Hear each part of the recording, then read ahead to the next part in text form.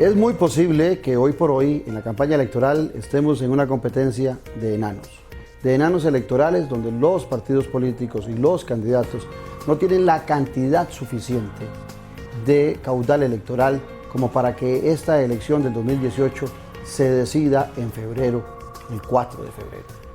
Así las cosas, el Partido de Liberación Nacional, el partido de más tradición, ese partido que en algún momento tuvo un 37% de la población afín a su divisa, hoy por hoy muestra en las encuestas un tamaño de un 15-17%, sustancialmente menor a lo que ha sido. Ciertamente mantiene diferencia con el segundo, el tercero y cualquier otro que venga detrás de él, pero no es lo suficiente y no le asegura inclusive al Partido de Liberación Nacional su participación en la segunda ronda electoral, el caudal que hoy por hoy tiene. Liberación Nacional se presenta, sí, como el partido de más tradición ante la opinión pública, pero también como el partido que más ha estado en el poder y que por lo tanto también tiene mayores juzgamientos, también tiene, así como tiene trofeos, también tiene muchas quejas ciudadanas.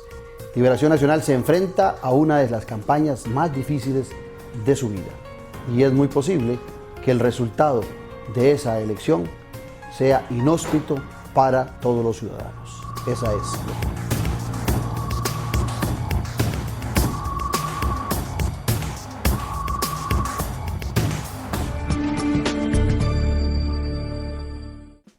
Restaurante Domenico, un ambiente casual y distinguido que le ofrece las especialidades de la gastronomía italiana clásica y contemporánea, con variedad de ensaladas, carnes y pescados, así como deliciosas pastas frescas hechas en casa y un amplio surtido de pizzas, postres y los especiales del chef. Contamos con un área privada para sus eventos y reuniones. Tenemos amplia zona de parqueo. Le esperamos todos los días de la semana a partir del mediodía. Visítenos en Plaza Antares, frente a la Rotonda de la Bandera. Como madre, tengo derecho a una vida digna para mi familia, pero el alto costo de la vida nos empobrece. Tengo dos opciones, dejar todo como está o votar para cambiar esta situación. Debemos tomar decisiones con firmeza para curar las finanzas del Estado y recuperar la economía y darle a la familia mejor calidad de vida. Yo estoy al frente de mis decisiones. Voy con el doctor. Doctor Rodolfo Hernández, Partido Republicano.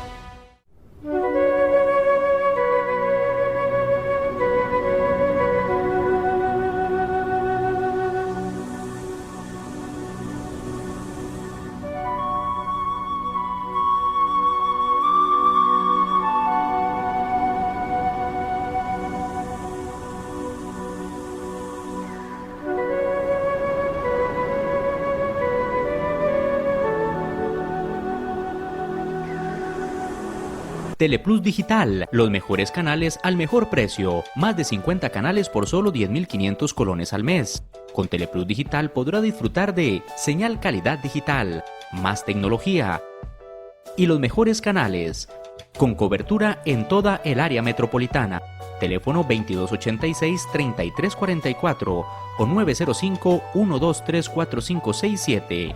Correo electrónico ventas@plus.cr. WhatsApp 6046-1086. Teleplus Digital, calidad impecable a un precio increíble. La mejor revista política del país.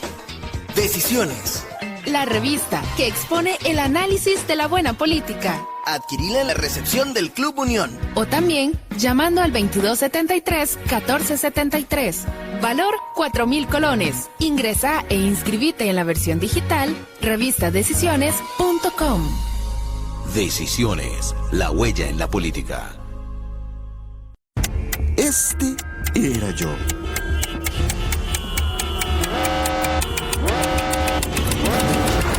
Ahora actúo diferente ante el estrés.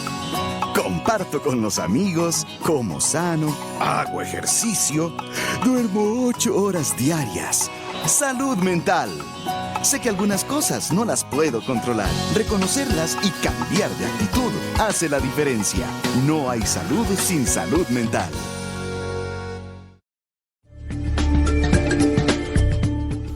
Continuando con el rally de los candidatos a la presidencia de la República, el día de hoy tenemos al candidato del Partido Liberación Nacional. Hoy estamos acompañados de don Antonio Álvarez de Santi, con quien vamos a hablar de temas políticos y de temas nacionales para que usted tenga el panorama más claro de las próximas elecciones de febrero 2018. Antonio, un placer tenerlo aquí en Noches sin Tregua. Bueno, un gran gusto estar de nuevo porque no es esta la primera vez y estoy seguro que no será la última. Siempre es un gusto poder venir y conversar aquí, tener estos intercambios tan importantes y además tan seguidos por la gente. Te invito a que brindemos por nosotros, por el televidente y sobre todo por Costa Rica. Salud. Salud. Vos con coca, yo con vino. Sí. Esta campaña, Antonio, es una campaña diferente para el Partido de Liberación Nacional. Liberación Nacional solo ha sido castigado en una ocasión 8 años fuera del Ejecutivo desde su historia, que es la época de Miguel Ángel Rodríguez y de Abel Pacheco. De ahí en adelante Liberación se acostumbró mucho siempre a ceder por 4 años cuando mucho. El poder más bien estaba más acostumbrado a mantenerse por 8 años que soportar a la oposición en aquel momento por 8 años. Usted llega a Liberación Nacional en un momento de crisis, en un momento difícil, con todos los temas que se han discutido de su regreso a Liberación Nacional.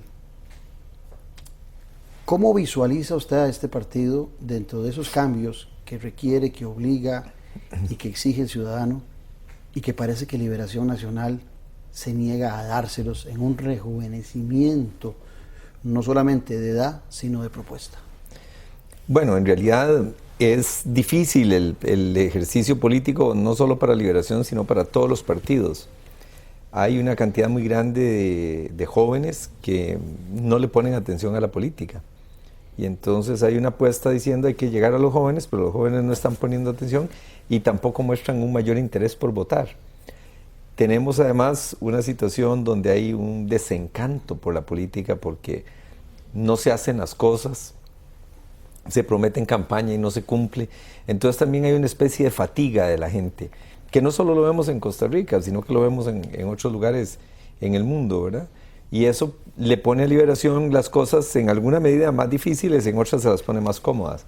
Empecemos por las buenas, se las pone cómodas en el sentido de que la gente, ante la inexperiencia de este gobierno, ante la improvisación de este gobierno, la gente quiere volver a la experiencia. La gente dice, no nos la podemos volver a jugar.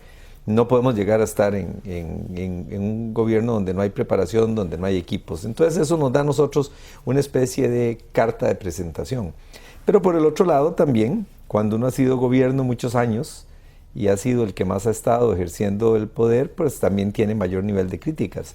Entonces se nos critican cosas que no se pudieron hacer, se minimizan las buenas que se hicieron, pero se critican cosas que no se han hecho y entonces también eso genera una crítica hacia el partido.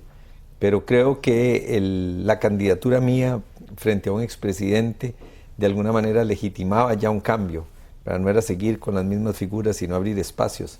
Y es parte de lo que hemos querido ir aprovechando en esta coyuntura electoral. La gente tiende en esta campaña a hacer una similitud con la campaña de doña Laura Chinchilla, me acuerdo, cuando sacaban una marioneta y lo ve uno en redes y la gente lo dice con alguna frecuencia, en relación a tu relación con Oscar Arias y el apoyo que él te dio. Uno podría, o vos nos podrías explicar, en qué temas te podrías distanciar vos del arismo, no solamente en cuáles estás de acuerdo, sino en cuáles de esos temas nacionales vos tenés una visión diferente que te pueda hacer ver como un candidato independiente. Bueno, habría que contestar la primera pregunta, es qué importancia tiene que tengamos o no estas diferencias, ¿verdad? Somos del mismo partido, somos liberacionistas, pertenecía a su gabinete, tenemos una línea de pensamiento de una apertura económica, etcétera. Entonces, me parece que el ejercicio carece de importancia en términos de que si tuviéramos grandes diferencias, pues no seríamos parte de un mismo partido. Pero lo interesante de esto es que a usted lo golpean donde la gente siente que hay una debilidad, ¿verdad? Uh-huh. Y entonces, en este momento, las debilidades más grandes son los temas de corrupción. Y es el tema que podría generar más reacción de parte de la gente. Entonces, que me estén golpeando a mí con un tema como este, demuestra y evidencia que por dicha y dichosamente Liberación tiene un candidato que en otras áreas importantes como es el tema de la lucha contra la corrupción no pueden ponerle una crítica, no pueden decir que ha estado vinculado a hechos faltos de ética, etcétera. Entonces lo otro es una cuestión que uno entiende, que en todo momento algo hay que buscar para golpearlo, ¿verdad? Para disminuirlo, etcétera. Pero lo importante es que se llegue a estos extremos y no a cosas realmente gruesas como serían cuestionamientos de fondo. Entonces para mí es una cuestión prácticamente anecdótica. Ahora bien, en el caso de la corrupción que tocabas, que desgraciadamente vuelve a ser tema en una campaña electoral, claro, ya no por un gobierno de la unidad, ya no por un gobierno de liberación, sino por un gobierno del PAC, un gobierno que tenía la bandera de la ética y la moral y que al final de cuentas terminó haciendo cosas parecidas a otros partidos en el Ejecutivo, y eso le devuelve a la gente una gran poca credibilidad sobre los políticos, al punto de que la mayoría de las encuestas hablan de, dependiendo de las encuestas, de un 60 o 65% de gente que no está decidida a votar, y que yo creo personalmente que se va a decidir tarde. No creo que la abstención no vaya a subir mucho, pero creo que se va a decidir tarde. Porque la gente tendría que pensar nuevamente en Liberación Nacional. Si Liberación Nacional también tiene muchos visos de esa corrupción que hoy critica la gente, ¿qué hace diferente la gestión de Antonio Álvarez de Santi para asegurarle a la gente que esta Liberación va a llegar con una actitud diferente, más rígido, más firme, en temas de corrupción, que fue el origen mismo del Partido de Liberación Nacional? Claro. Bueno, un elemento importante, dejando de lado el tema de corrupción, es que la gente está viendo en este gobierno una gran improvisación. O sea, que se llegó sin saber qué se iba a hacer y que realmente las cosas que se quisieron impulsar no se pudieron impulsar. Entonces, desde ese punto de vista, el tema de querer un gobierno en donde la gente tenga confianza, que hay experiencia, es importante. Y mi candidatura representa experiencia en el sector público y experiencia en el sector privado. La del sector público, muy recientemente, mi paso por la presidencia de la Asamblea Legislativa demuestra algo que el país necesita: capacidad para hacer acuerdos. Y que pude demostrarle a los costarricenses que tengo el nivel necesario para poder poner de acuerdo a 9 fuerzas políticas y lograr sacar cosas adelante. Y lo otro, que es la experiencia en el sector privado. Un país donde para que un gobierno haga algo es todo dificilísimo, todo es complicadísimo. Se paró la carretera San Ramón y se fueron 4 años sin carretera. Que cualquiera hubiera dicho, bueno, se paró la carretera a los 2 años, a los 18 meses viene con un nuevo esquema. Yo recuerdo todavía las personas que se oponían, los líderes que decían en 2 años la tenemos hecha y más barata, ¿verdad? Entonces, un país donde no se hacen cosas, la experiencia en el sector privado es importante porque es un tema de capacidad de ejecución, capacidad de liderazgo para poder lograr que las cosas se lleven adelante. Entonces me parece que esos son temas que la gente está viendo en mi candidatura, y el partido le aporta además el tema de los equipos. O sea, Liberación Nacional es un partido con equipos. Llegar a la presidencia en mayo va a significar tener la obligación de pagar 19 mil millones de colones en deudas del Estado, que se han ido postergando y caen el año entrante. Hacer eso no es una tarea fácil. Se requiere gobernar con equipos, y Liberación Nacional representa eso, el hecho de que es un partido que tiene los equipos para poder gobernar. Y en el campo de la corrupción, por supuesto, llevando personas que tengan una trayectoria limpia, llevando un mensaje fuerte de que vamos a luchar contra la corrupción, y además predicando con el ejemplo, nosotros deberíamos de tener la legitimación suficiente para que los costarricenses nos den el voto y poder ganar las elecciones. Y por otro lado, la oferta que hay de alguna manera en el mercado es una oferta también que no representa elementos importantes de liderazgo. No hay un candidato que sobresalga como una figura que pueda eventualmente gobernar a Costa Rica. Ahora sube Juan Diego, otro día sube Pisa, otro día Carlos Alvarado, pero no hay un candidato que haya llegado en algún momento a estar, por ejemplo, en el primer lugar de las encuestas. Es inhóspito el resultado. Sí. Puede ser que Liberación arranque con un colchoncito más grande, pero tampoco tiene nada seguro. Antonio, hablabas vos ahora del tema de lo que podrías hacer como presidente. Esa es una pregunta que con mucha frecuencia le hago a quienes quieren ser candidatos o quienes son candidatos a la presidencia de la República. Si usted va a llegar a gobernar, usted va a gobernar con los instrumentos que hay. Así es. Cuando yo oigo que dicen vamos a hacer un régimen parlamentarista, voy a cambiar estas leyes, todo eso está muy bien, pero eso es es para el próximo. Claro, así tiene que gobernar con los instrumentos que hay. Con los instrumentos que hay, con la legislación que hay. Si no puede cambiar absolutamente nada, si Liberación saca una fracción más pequeña legislativa que la que tiene actualmente, todavía con más razón. ¿Cómo gobernar bien? ¿Cómo tener acciones de gobierno y resultados de gobierno con los instrumentos de vuelo que se tienen hoy en día, que no son del todo malos? Bueno, aquí lo más importante es que hay que tener visión de para dónde se quiere ir. Y cuando se sabe a dónde se va es más fácil encontrar la ruta. Y lo otro, entender que aquí hay que hacer acuerdos políticos. El problema de este gobierno fue que no había una visión clara para dónde se iba a ir. El primer proyecto de ley que presentó este gobierno era un proyecto para regular las casas de empeño. Ese fue el primero. Yo no digo que no es importante, pero eso no puede ser la prioridad de un gobierno. Las alcantarillas también. Eso evidencia que no tenía prioridad. Un gobierno que lo primero que hace en los 100 días es ir al Teatro Nacional y presentar una lista de hechos de corrupción de la anterior administración, que al final ninguno camina judicialmente, pero que lo que hizo fue prenderle una mecha a la oposición y desde ese punto de vista rompió los canales para poder conversar. El gobierno vuelve a tener flexibilidad legislativa cuando llego yo a la presidencia de la Asamblea, porque antes de eso todavía las aguas estaban muy turbias. Entonces, si no se tiene visión, menos se puede intentar hacer para las cosas y encontrar el camino para donde vamos. Pero yo coincido, por eso, si usted recuerda que coincidió con nosotros en el debate de la Unión de la Cámara de la Construcción, yo defendí, no voy a reestructurar el CONAVI ni ninguna de estas entidades del Ministerio de Obras Públicas, voy con las instituciones que tenemos. Y dije ese día, si nos ponemos a buscar la estructura del MOP, el próximo gobierno la va a recibir, pero no va a poner un metro de carretera. Y eso lo que significa es que hay que arar con los bueyes que se tienen.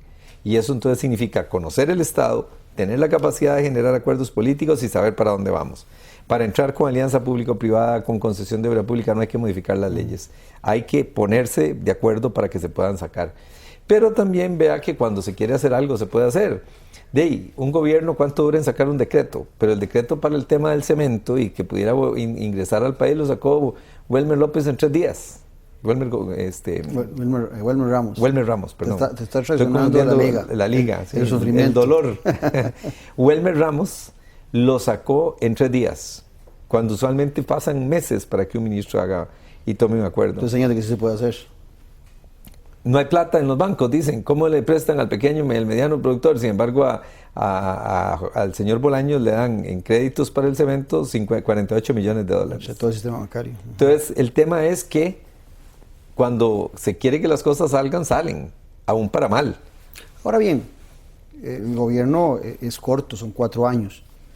En esos 4 años, lo más, si se arranca desde el primer momento, con el primer decreto, lo que puede hacer un gobernante es un proyecto de mediano plazo, 4 años. Claro. Largo plazo son 8.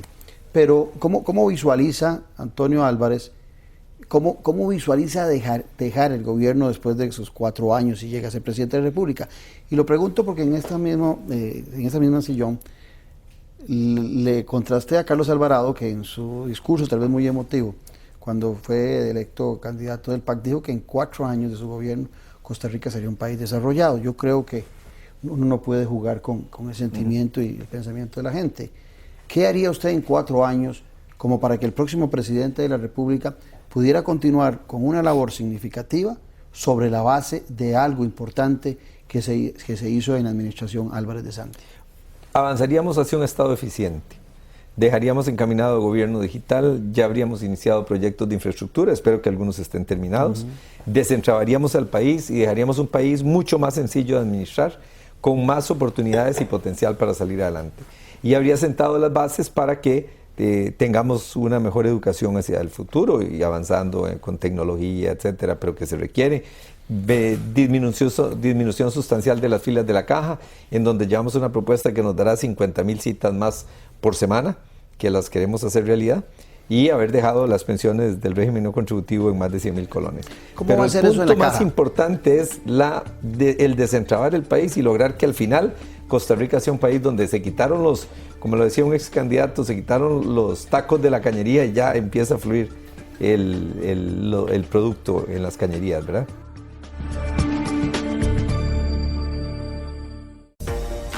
¿Sabe usted reconocer un buen negocio cuando lo ve? Le tenemos uno extraordinario. Los servicios en la nube de Telecable Empresarial le dan acceso a la última tecnología para su empresa, con un modelo flexible en el que paga solo por lo que usa. Unifique de forma eficiente sus herramientas de colaboración. Comuníquese ya al 4080-4080. Telecable Empresarial, para la transformación digital de su negocio. Sebas, a la izquierda no la agarra. ¡Listo!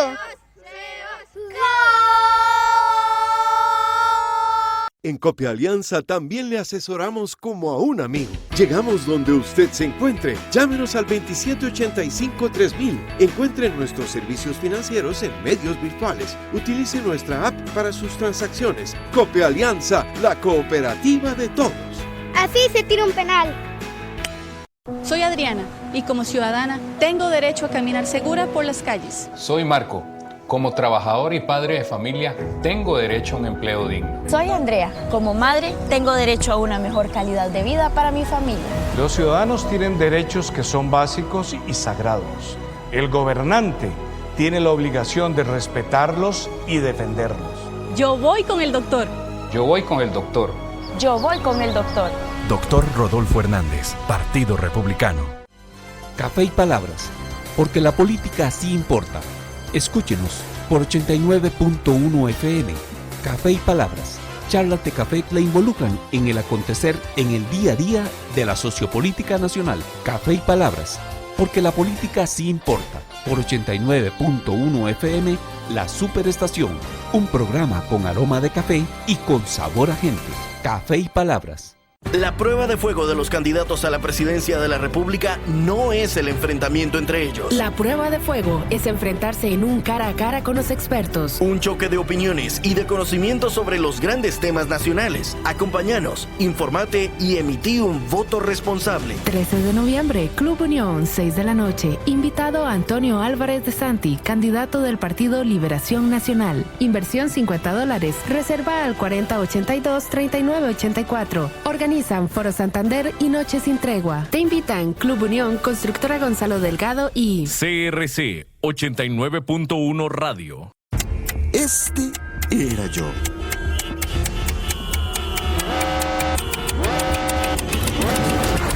Ahora actúo diferente ante el estrés. Comparto con los amigos, como sano, hago ejercicio, duermo 8 horas diarias. Salud mental. Sé que algunas cosas no las puedo controlar. Reconocerlas y cambiar de actitud hace la diferencia. No hay salud sin salud mental.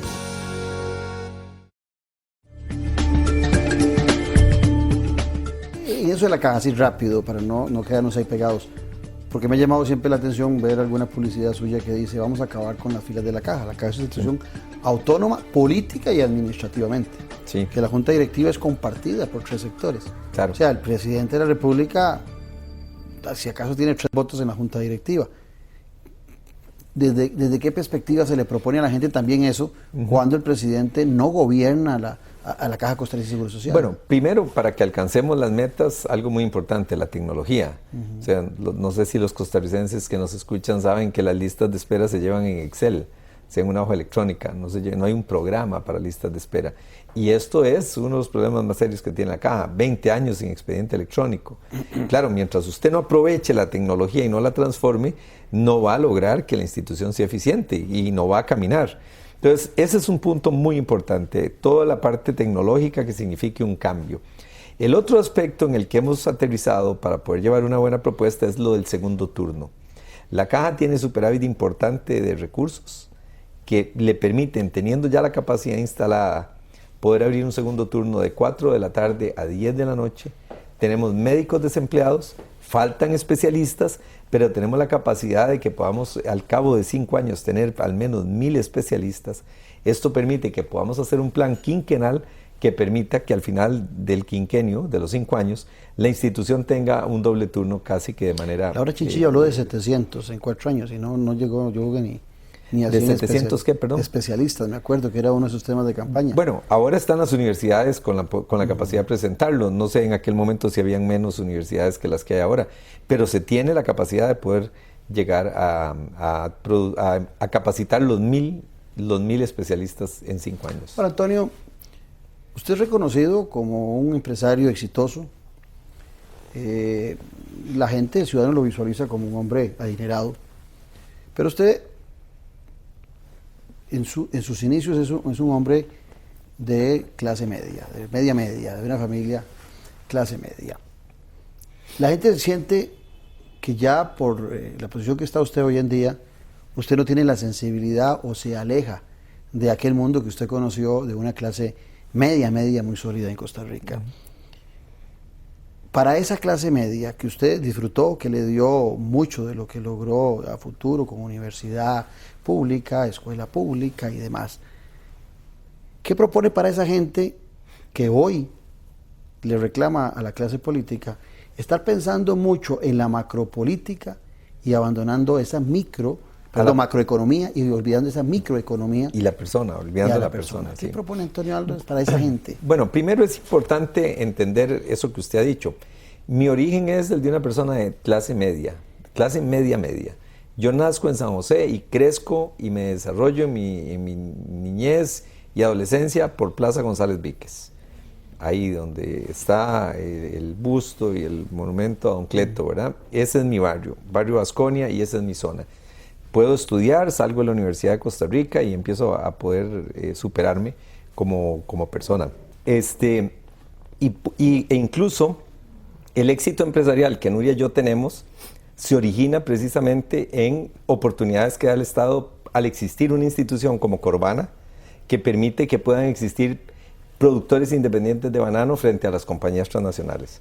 Entonces, mi carrera es la carrera de una persona que es producto de un Estado que dio oportunidades, de un Estado que permitió el ascenso social, de un Estado que permitió que uno pudiera estudiar y si terminaba la carrera de Derecho podía tener trabajo, hoy en día muy difícil y muy complicado. Entonces, lo que yo veo es precisamente lo que fue el éxito que tuve como persona y de mi realización personal, un Estado que dio oportunidades y queremos ir a ese Estado de oportunidades. ¿Concentrado en qué? Los empresarios grandes no necesitan que el Estado los apoye. El empresario grande lo que necesita es que el Estado no le estorbe. El empresario pequeño y mediano tiene de alguna manera apoyos que banca para el desarrollo. Si es persona, ya no empresario, tiene el bono de vivienda. Pero cuando nos vamos, tiene becas Avancemos, tiene red de cuido. Pero cuando nos vamos a los sectores medios, no se tiene ni el capital para poder hacer las cosas, ni el apoyo estatal para hacerlas. Y de ahí que la clase media se ha venido reduciendo en los últimos años, que ha sido de alguna manera el pato de la fiesta. Entonces, el Estado tiene que volver los ojos a la clase media. Vivienda, tener programas como por ejemplo Mi Primer Vivienda para los jóvenes profesionales o para los jóvenes que terminan la educación técnica y que deciden hacer vida en pareja porque se juntan o porque se casan o porque se van a vivir solos. El poder hacerse de su primer vivienda. Entonces, Mi Primer Vivienda. A introducir el leasing para vivienda, así como existe en vehículos, que ha sido muy popular, bueno, introducirlo para vivienda, lo que entonces permite que el arrendamiento que se pague después se convierta en parte de la prima y entonces alivie la posibilidad de la gente de hacerse de su vivienda. El establecer los bonos diferidos. ¿Qué significa esto? Hay una buena parte de la población que podría amortizar en una institución de vivienda alrededor de 185,000 colones mensuales, pero que para poder ser sujeto de crédito tienen que llegar a los 200 o 215,000 colones por mes. Una pequeñísima diferencia que lo priva de poder ser sujeto de crédito. Entonces, un bono diferido que no es el bono que se le entrega a la familia para que haga su casa con los 6 millones y tanto para que la construya, sino que es un bono que se le va dando en el tiempo para pagar esa diferencia de la amortización. Por supuesto, apoyar todo lo que es el emprendimiento. ¿Y esos bonos los darías desde el sistema bancario estatal o desde dónde? Lo que tenemos hoy en día, mantener al Bambi como un banco de segundo piso, inyectar los recursos que se tienen y dar los recursos para que operen como bancos que tienen la relación directa con los clientes, todo el sistema bancario nacional, las mutuales, cooperativas, etcétera, ¿verdad? Entonces, hay que poner los ojos en eso. Otra área importante para clase media, emprendedurismo. Las personas que pueden montar su propio negocio, que quieren independizarse, en donde el Estado tiene que apoyarlas. Y ahí hay una área importantísima para apoyar a los emprendedores y con eso ayudar a clase media. Ese es parte de lo que nosotros tenemos que ir desarrollando, porque repito, la clase alta se defiende, la clase más pobre tiene subsidios y apoyo del Estado y la clase media quedó en el abandono. Y ese abandono ha significado que esa clase media se reduzca. En esa clase más pobre, cuando se habla de cómo disminuir la pobreza, normalmente se habla de un mediano o largo plazo y la gente tiene hambre ya, claro, y necesita ingresos ya. Pretender que alguien empiece a prepararse, que si lo tiene que hacer en 6 años, 7 años para que salga de la pobreza, claro, pues no tiene ninguna lógica. ¿Cómo empatar esos programas sociales para que no sean eternos, con capacidades de empleo, con capacidades de generación de oportunidades para esa gente que quiere salir de la pobreza y que muchas veces se ven tentados y raptados por la delincuencia para poder solucionar sus problemas? ¿Cuáles son los planteamientos de Antonio Álvarez de Santi de Liberación Nacional para buscar empatar esa criminalidad que se da dentro del marco de las necesidades y también los programas sociales con nuevos empleos? Ya vamos a tocar el tema orientado a la parte de criminalidad, pero empecemos por sectores. Hay un sector, el de los adultos mayores, con pensiones del régimen no contributivo, que tienen pensiones que no les alcanza para vivir. Y ese es un tema complicado, que no tienen los aumentos anuales que tienen las pensiones del régimen contributivo, ni los de las pensiones de privilegio, ¿verdad? Mientras tenemos una pensión con 18 millones de colones, que bueno, gracias a leyes que impulsamos cuando estuve yo de presidente, ya una pensión de esas recibe menos de la mitad.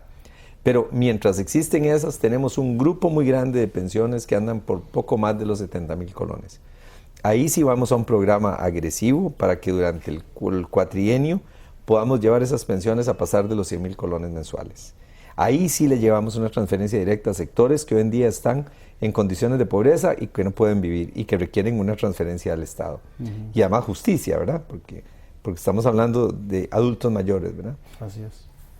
Hay otras áreas donde la temporalidad de los subsidios se da en la medida en que las personas estén sometidas a programas. Avancemos, las becas de Avancemos, de un gobierno de liberación, el de Oscar Arias. La idea de mantener las becas de Avancemos funcionan en la medida en que la persona esté estudiando en el colegio. Y si la persona está en el colegio y estudia, va a recibir la beca del Estado. Eso significa que tiene carácter temporal y que obliga a que se dé una retribución de parte de la persona que es estudiar. El programa de la red de cuido, también desarrollado en la administración liberacionista Laura Chinchilla. ¿Qué hacen las mujeres jefas de hogar con sus niños si no pueden ir a trabajar, si no han sido capacitadas, porque no tienen con quién dejar los niños? Bueno, la red de cuido es una respuesta social importante para poder permitirle a esas mujeres que puedan ir a los programas de capacitación y después al empleo. Entonces, estos programas tenemos que mantenerlos y tienen un carácter temporal, que esencialmente es lo que siempre debemos de cuidar cuando estamos hablando de subsidios, que si el subsidio es permanente ya no es un subsidio, ¿verdad? Entonces, ahí el Estado tiene que participar. Se vuelve negocio ese ser pobre. Y tiene que volver, o tenemos que volver a algo que es muy importante, que es terminar todo lo que es el sistema de lista de las personas en condiciones de pobreza que están recibiendo apoyo del Estado, para que se les pueda dar seguimiento. Y ya viene todo un proyecto montado. ¿Y ha visto usted lo que ha estado haciendo el PAC con Puente del Desarrollo? ¿Le parece que es rescatable, que se podría continuar? Porque a mí me parece que ahí no lo han hecho de todo mal en esa área. No, al contrario. Yo jamás vengo con el egoísmo de decir, esto lo empezó el otro partido, entonces lo vamos a quitar.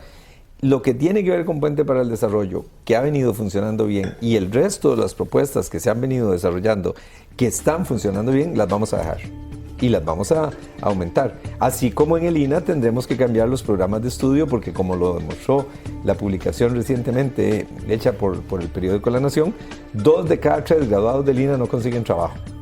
¿Y para qué seguimos entonces dando esas carreras? ¿Sabe usted reconocer un buen negocio cuando lo ve? Le tenemos uno extraordinario. Los servicios en la nube de Telecable Empresarial le dan acceso a la última tecnología para su empresa. Con un modelo flexible en el que paga solo por lo que usa. Unifique de forma eficiente sus herramientas de colaboración. Comuníquese ya al 4080-4080. Telecable Empresarial, para la transformación digital de su negocio. La prueba de fuego de los candidatos a la presidencia de la República no es el enfrentamiento entre ellos. La prueba de fuego es enfrentarse en un cara a cara con los expertos. Un choque de opiniones y de conocimientos sobre los grandes temas nacionales. Acompáñanos, informate y emití un voto responsable. 13 de noviembre, Club Unión, 6 de la noche. Invitado Antonio Álvarez de Santi, candidato del Partido Liberación Nacional. Inversión $50. Reserva al 4082-3984. Organizan Foro Santander y Noche Sin Tregua. Te invitan Club Unión, Constructora Gonzalo Delgado y CRC 89.1 Radio. Club Unión, distinción y elegancia desde 1923. Ofrece almuerzos o cenas empresariales con la mejor atención, acompañados de un ambiente lleno de elegancia. Además, contamos con 6 salones, un restaurante, un bar, el lobby principal y otros espacios que se ajustan a tus necesidades. Estamos ubicados en el centro de San José, entre avenidas Primera y Tercera, en calle 2, frente al edificio del Correo Central. Más información al 2257-1555. Club Unión, privacidad y confort. Somos parte de la historia de Costa Rica. Soy Marco. Como mucha gente estoy sin trabajo. El desempleo es un problema que impacta no solo a la persona, sino también a la familia. Tenemos 2 opciones: aceptar el desempleo o tomar decisiones juntos. Mi compromiso es con las necesidades de las personas. Es hora de tomar decisiones y responder a la demanda de empleo por el bien de las familias. Voy con el doctor. Doctor Rodolfo Hernández, Partido Republicano. Restaurante Doménico, un ambiente casual y distinguido que le ofrece las especialidades de la gastronomía italiana, clásica y contemporánea, con variedad de ensaladas, carnes y pescados, así como deliciosas pastas frescas hechas en casa y un amplio surtido de pizzas, postres y los especiales del chef. Contamos con un área privada para sus eventos y reuniones. Tenemos amplia zona de parqueo. Le esperamos todos los días de la semana a partir del mediodía. Visítenos en Plaza Antares, frente a la Rotonda de la Bandera. Este era yo.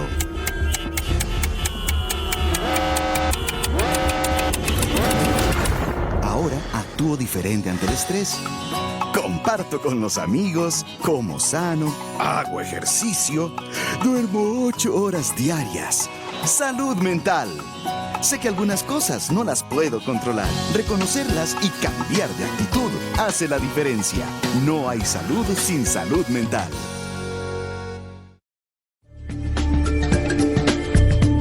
A veces los políticos son muy raptados por la agenda que se implanta en algunos medios de comunicación, pensando a veces que esos medios son la voz del pueblo. En el caso de los jóvenes, yo siento a los candidatos a la presidencia de la República muy concentrados en temas de derechos humanos, que no digo que sean malos, como el matrimonio gay, que los jóvenes lo defienden en algunos espacios con pasión y levantan la voz. El tema de las faltas de oportunidades de trabajo se quedan por un lado, no se les plantea. El tema del medio ambiente, a veces los políticos sienten que los jóvenes solo quieren hablar del medio ambiente, y hay prioridades de trabajo, de salud, de educación, que pudieran ser mucho más significativas en esos jóvenes, que pueden ser un 40% del padrón electoral, que si no ven alguna perspectiva interesante y solo se les habla de medio ambiente y de matrimonio gay, puede ser que no vayan a votar. ¿Qué está haciendo Antonio Álvarez de Santi? ¿Qué está haciendo Liberación Nacional? ¿Y cuál es la propuesta para esos jóvenes, aparte de esos 2 temas? Bueno, nosotros estamos siendo muy enfáticos en el tema del empleo, porque uno de los sectores más golpeados es el tema de los jóvenes. Es curioso, porque por un lado los jóvenes, por otro lado están las personas de más de 40 años que no les dan trabajo porque les dicen que están muy viejas, ¿verdad? Lo cual es una injusticia. Pero en el campo de los jóvenes, el tema del empleo para nosotros es fundamental. Porque sí, ahí abrimos una verdadera puerta para poder lograr que los incorporemos en la vida productiva del país. El otro tema que mencioné anteriormente, mi primer vivienda. Yo quiero tener mi casa, o porque me junto, o porque me caso, o porque me voy a vivir solo, o me voy a vivir sola, y quiero tener mi casa. Bueno, ¿cómo lo hago? Porque no me dan las condiciones para hacerlo. Bueno, un programa especial dirigido a mi primer vivienda, pensando en la oportunidad para los jóvenes. Y para algún sector que sí es importante, el avance tecnológico, en donde podamos seguir avanzando, meter gobierno digital, universalizar el Internet, llevar la banda ancha a la última milla que falta, como elementos e instrumentos que permitan a una juventud que se ha preparado y el poder aprovechar la tecnología de punta. Eso no necesariamente va a ser en todos los sectores sociales, pero en otros sectores sociales tenemos el tema de la capacitación, el tema del emprendimiento como mecanismos que permitan poder incorporarlos también dentro del sector productivo. Hay otro sector productivo y que genera mucho empleo que está abandonado, el sector agropecuario, donde hay una gran cantidad de mano de obra, que usted conoce bien por sus labores empresariales, pero que en áreas muy pequeñas, digamos, no en los mayoristas, no en los grandes productores, hay una mano de obra que requiere de mayor impulso de la industria agropecuaria. ¿Qué piensa Antonio Álvarez y qué piensa Liberación Nacional para esa área que representó tanto en el desarrollo nacional y que de repente por el área de servicios, por la tecnología, parece que se le ha olvidado a los políticos que existe una gran cantidad de gente, zonas rurales que vive de eso y que inclusive emigra al centro sin las capacidades, sin la educación, tratando de buscar oportunidades de trabajo y termina en trabajos deprimentes o sin trabajo? Bueno, y hay un detalle que hay que agregar a eso que usted dice, que es muy preocupante además, que los agricultores nos hemos envejecido. La edad promedio del agricultor costarricense supera los 50 años. Sí, los hijos de los agricultores están dejando de ser agricultores y están trasladándose a otras actividades y a otras profesiones y oficios, y también generando una migración del campo a la ciudad, que entonces todavía el problema tiende a complicarse más. Aquí, de las injusticias más grandes que hay es lo que cuesta que programas hechos para promover, por ejemplo, sector agropecuario y otros sectores de la economía, como es Banca para el Desarrollo, no se aprovechen en todo el margen de posibilidades que presenta. En todos los lugares donde llego, el fin de semana pasado fue con los chayoteros en Cartago, pero el fin de semana anterior estuve en otro lado y sucesivamente a donde llego me encuentro el mismo problema. Gente que llega para el crédito de Banca para el Desarrollo y terminan pidiéndole la hipoteca, o como digo, la firma del tío rico. Entonces, eso ya no es Banca para el Desarrollo, eso simplemente es gente que quiere diversificar, porque si usted tiene la garantía, lo que pasa es que quiere entrar en un nuevo negocio, pero no necesita la Banca para el Desarrollo.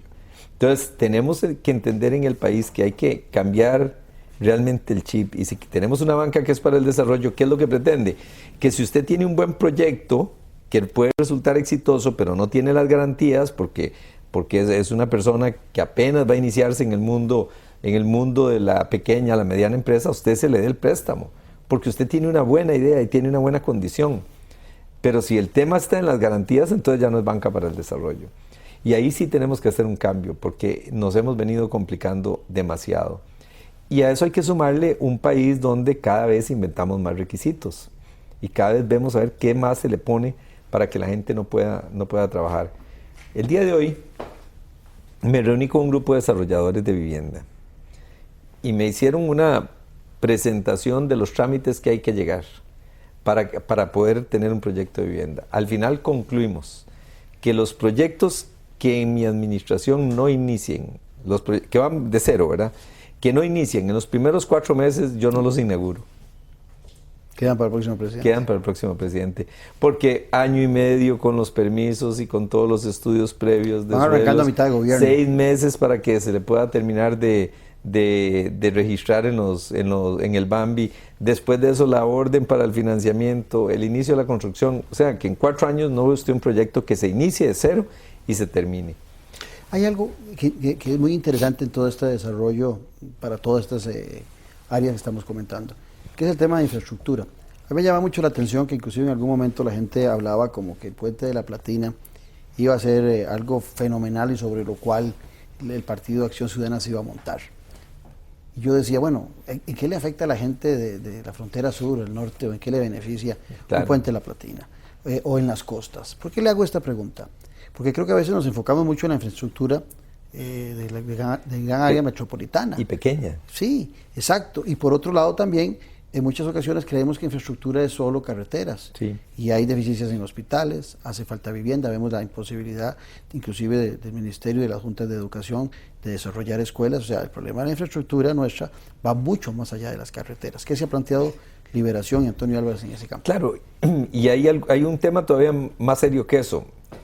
Un crédito para construcción de centros educativos y centros deportivos por $160 millones del BID, que lleva una ejecución después de 4 años de un 4%. O sea, vamos a un 1% anual. Imagínense. Pagando más intereses, yo creo. Y eso es un problema financiero. Pero además del problema financiero es la tristeza de tener alumnos que no tienen aulas, que no tienen pupitres, la falta de centros deportivos, que hace un rato hablábamos del tema de la delincuencia. Y si queremos seguir construyendo cárceles, esto no se va a acabar nunca. Hay que empezar a volver a tener la inversión social, las políticas inclusivas para lograr que los muchachos se queden en los colegios, no se salgan, no sean tentados para entrar al narcotráfico o como consumidores o como distribuidores, porque ahora se usa a los jóvenes porque no son perseguibles penalmente, igual que una persona de más de 17 años. Entonces, teniendo esa oportunidad de hacer la inversión en centros deportivos y en colegios, y que no se haya hecho, eso simplemente es inaceptable. Eso es una muestra de nuestra incapacidad y nuestro subdesarrollo. Entonces, si no entendemos que eso tiene que cambiarse en el país para que podamos transformarnos, no hay nada que hacer en Costa Rica. Por eso es que le decía que si al cabo de los 4 años limpiamos la cancha para que este país sea fácil hacer cosas, ya tendríamos una gran ganancia. Si hubiéramos hecho los proyectos de infraestructura, si hubiéramos empezado a cambiar los programas educativos, si avanzáramos al gobierno digital y tuviéramos una Costa Rica ya 70-80% con gobierno digital luchando contra la corrupción, porque no hay nada mejor para luchar contra la corrupción que la transparencia.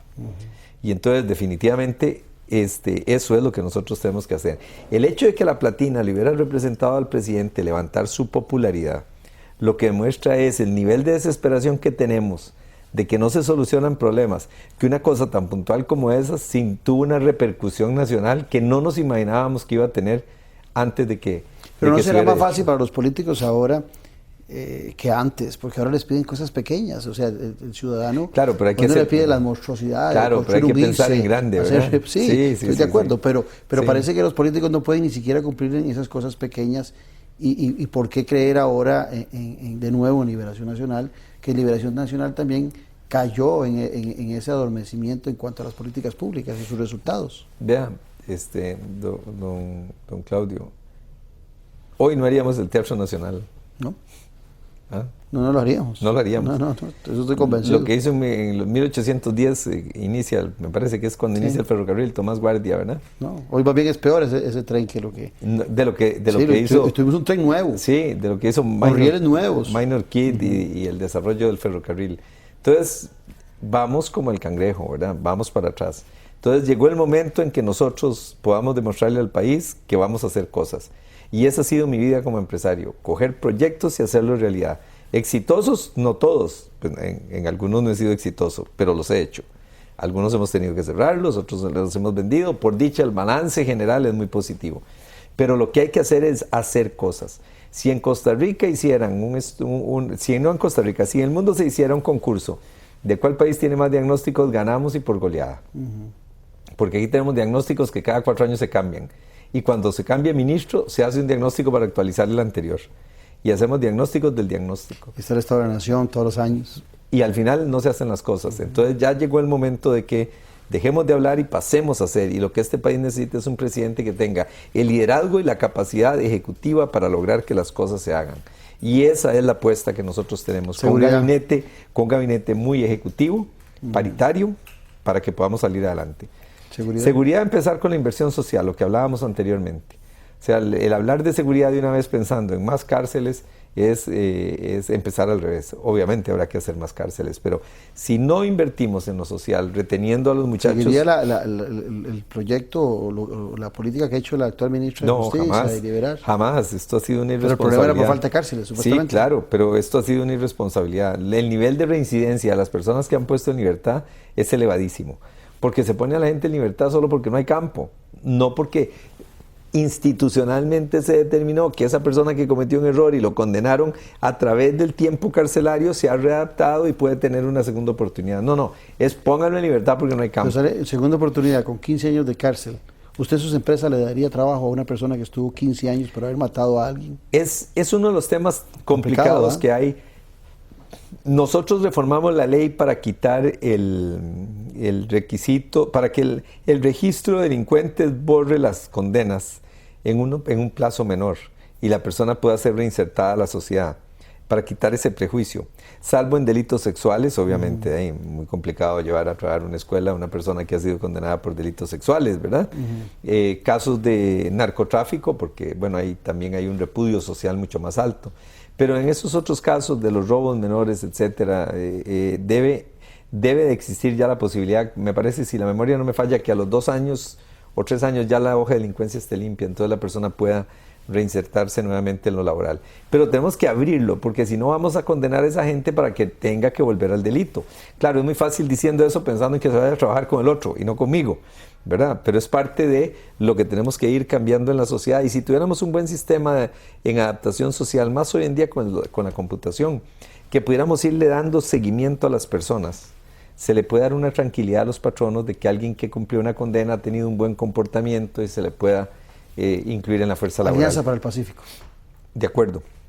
Vamos a discutir el tema agrícola, sobre todo porque realmente he recibido manifestaciones muy vehementes. Hay donde mayor oposición es en la agricultura. Sí, en agricultura.